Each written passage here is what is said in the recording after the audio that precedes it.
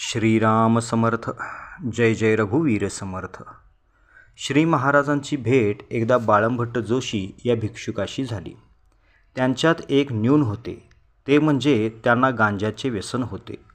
महाराज त्यांना म्हणाले, आपण वैदिक ब्राह्मण आहात, आपण गोंदवल्यास राहून नामस्मरण करावे.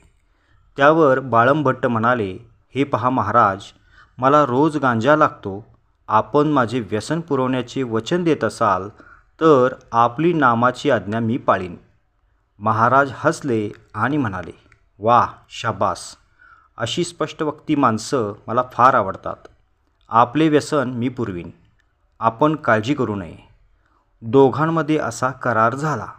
तेथे श्री महाराजांनी त्यांना रोजचा जप नेमून दिला आणि त्यांना रोज 1 आण्याचा गांजाही पुरवायला सुरुवात केली. असे काही दिवस गेले आणि एक दिवस गांजा पाठवायला महाराज विसरले. रोजची वेळ टळू लागली तसतसे बाळंभट्ट अस्वस्थ झाले. आत्ताच्या आत्ता महाराजांना जाब विचारावा असे ठरवून ते तरातरा मंदिरात आले. त्यावेळी तेथे बरीच मंडळी जमली होती आणि त्यांच्या सुखदुःखाच्या गोष्टी सुरू होत्या. महाराज त्यांना प्रेमाने ओथंबलेल्या शब्दांनी समजावित होते. बाळंभट्टही ते संभाषण ऐकण्यात इतके तल्लीन झाले की आपण कशाला आलो हेच विसरून गेले. तोच महाराजांनी त्यांच्याकडे पाहिले अन म्हणाले, अरे खरंच की बाळंभट्ट, आज मी तुमचा गांजा पार विसरून गेलो. राग नका मानू, आता मीच जाऊन गांजा आणतो. इतके बोलून महाराज पिशवी घेऊन पटकन निघाले. गेल्या कित्येक दिवसांच्या अनुभवांमुळे महाराजांचे मोठेपण बाळंभट्टांना कळू लागले होते.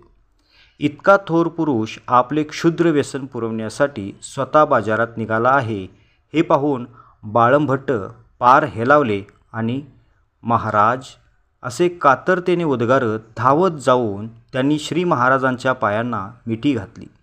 स्फुंदत ते म्हणाले, महाराज मला या व्यसनातून सोडवा. महाराजांनी त्यांना पोटाशी धरले आणि प्रेमाने म्हणाले, तुम्हाला खरंच या व्यसनातून सुटायचे आहे ना? मग रामाच्या पायावर हात ठेवून शपथ घ्या की आजपासून गांजाला शिवणार नाही.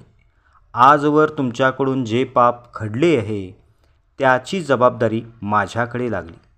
तुम्ही चांगले वागा, नामस्मरण सोडू नका, रामराया तुमच्यावर कृपा करेल.